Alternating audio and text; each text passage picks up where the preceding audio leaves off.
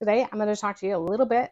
It'll be a real short video compared to many of my videos about what to do when you do get bit by a snake. And this video popped up because I was bit by a snake. I'm Danielle, and I'd love for you to stick around and find out more about snake bites. Um, Also, they have very small mouths, so if they do bite you, it doesn't hurt. It does surprise you though, and you will jump. And a trick to get a snake that has bitten you off of you is to blow on their face.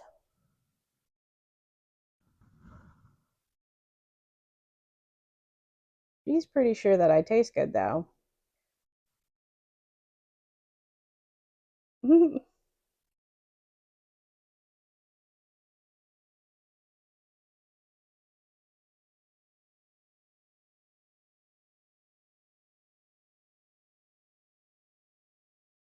Pearl.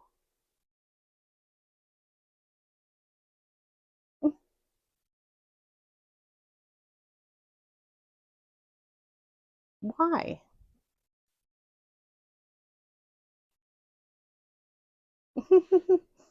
Okay, with her being so determined to eat me, we're actually going to stick this pen right here just to pry open her jaw and get her off. So that is the damage that she caused. Now, it was a surprise. So I don't have a lot of experience in this category. In our house, we have had 5 snake bites now. I have been bitten by both rosy boas, including the female who bit me in the footage that you will be seeing in this video. Um, both of them seem to be feeding responses where the rosy boa wanted to eat me, and rather than a defensive where that was trying to scare me off. Then I have also been bitten by our female tricolored hognose last year, and she was definitely thinking that I was food.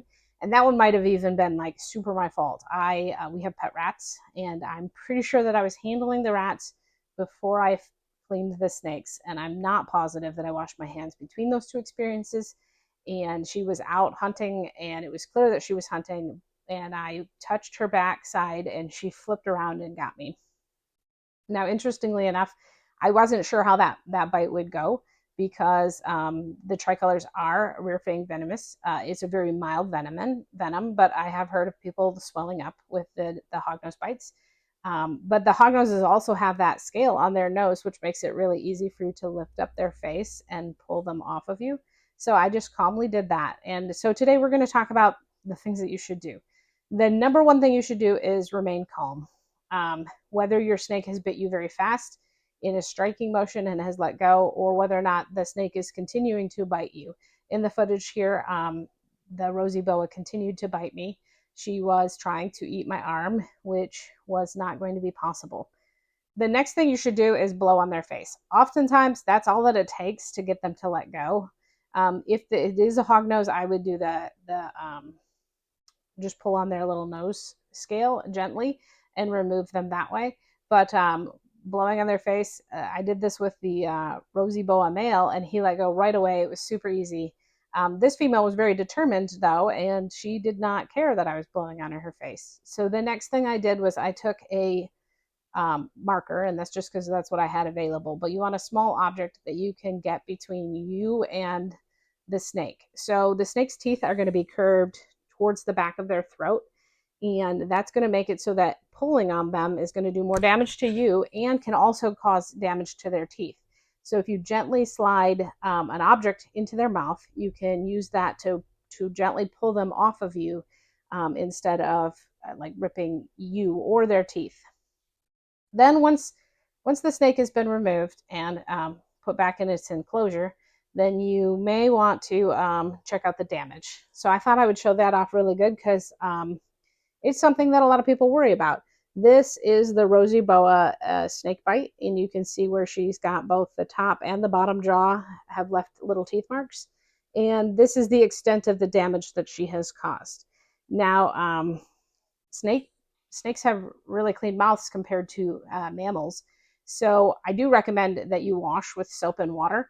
and you'll want to treat it over the next few days like you've got a small wound, so you don't want to like rub germs into it. But that is the extent of the care for a non-venomous snake when you get bit. And a lot of times, especially with the small snakes, it's about that much damage too. We have the other two snake bites that have happened in our house are from my husband. He was bit by a ball python, which has a much bigger mouth, when he was feeding her.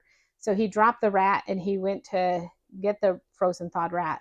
And she thought that his hand was the food. So she hit his hand, and then she knew right away that it wasn't food. So she let go, and he turned to me and he said, "I think she bit me." So it didn't actually hurt. And then he did have a little bit of blood that welled up on his hand, and that was the extent of the damage from the ball python bite. Then the other bite was a milk snake. And I don't actually know if that one was a defensive bite or a food bite because I wasn't there. But he was showing the milk snake off on camera to some of his coworkers, and the milk snake bit him. And again, he had a little bit of blood, and he washed and he was set. So a milk snake also has a small mouth, so you're not looking at very much damage. So it's really important that you remain calm, and it's always good to remember that anything with a mouth can bite, and learning your snake is going to help you. Now, if you have gotten bitten by your snake, it can be a little scary to go back to handling that, even though it didn't hurt, and or if it did hurt a little bit, then there's a little bit of fear that goes into it. Even I have that problem sometimes. So it is important, though, that you overcome that, both for you and for the snake. So you want to make sure that you are handling the snake on a regular basis, and that you are learning its body language, especially if it's one that has bitten you more than once.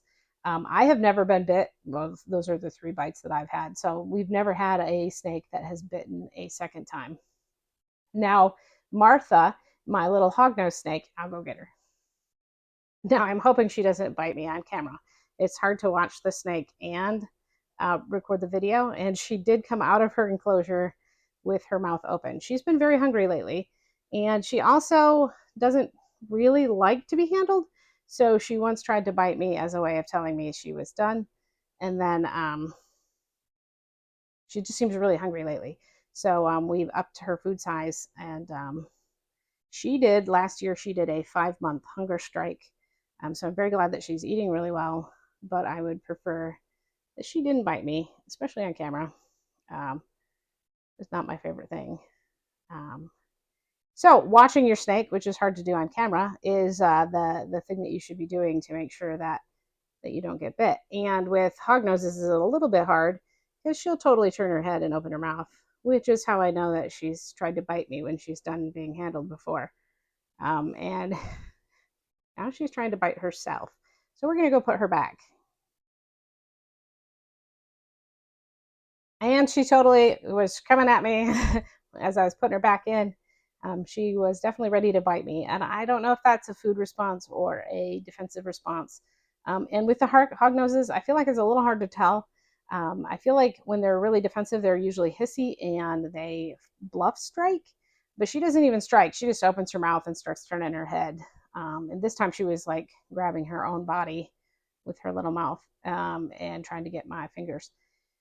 So, but remaining calm is really important. Not filming yourself on camera would be helpful, because it's really hard to look at the camera and the snake at the same time. But I just thought I would share a little bit of snake bite experience with you, because I know when we were brand new, there were a lot of questions, and we've been doing this for 2 years now, and there's still a lot of questions. I still don't feel like I'm that experienced. Obviously, I've only had 3 snake bites, and we've held a lot of snakes, but I'm sure that we'll get better at reading snakes and understanding snake behavior over time, and we're definitely trying to grow and learn. So it should be even better in the future, and we'll have more information and bigger understanding. If you've made it this far, thank you so much. I hope you learned something, and I hope that my snake bite experience will help you in your snake handling future. I also would love it if you took a moment to subscribe, to like this video, to leave a comment. We have so much cool stuff just about to happen. After this, have added a little page that shows you our egg count for the year, and that actually changed this week. So that's the first exciting thing, and that will be changing a lot in the coming weeks. I have a corn snake that looks like she's going to be laying in the next week or two, and my hog noses have successfully paired, so hopefully we'll have eggs from them in the coming weeks. And there's just lots and lots of cool stuff. In addition, I would love to share more and more educational stuff with you. I really love learning, and I love teaching people what I've learned. And there's always opportunity to learn more. I will definitely be one of the first people to admit that I am not the oldest or the most experienced keeper on YouTube, but I definitely love learning, and I love sharing that with you guys. And I hope that you find value in that as well. So check out our egg count, which is right next. And then it would be great if you stuck around and watched the next video. Thank you. Have a great day.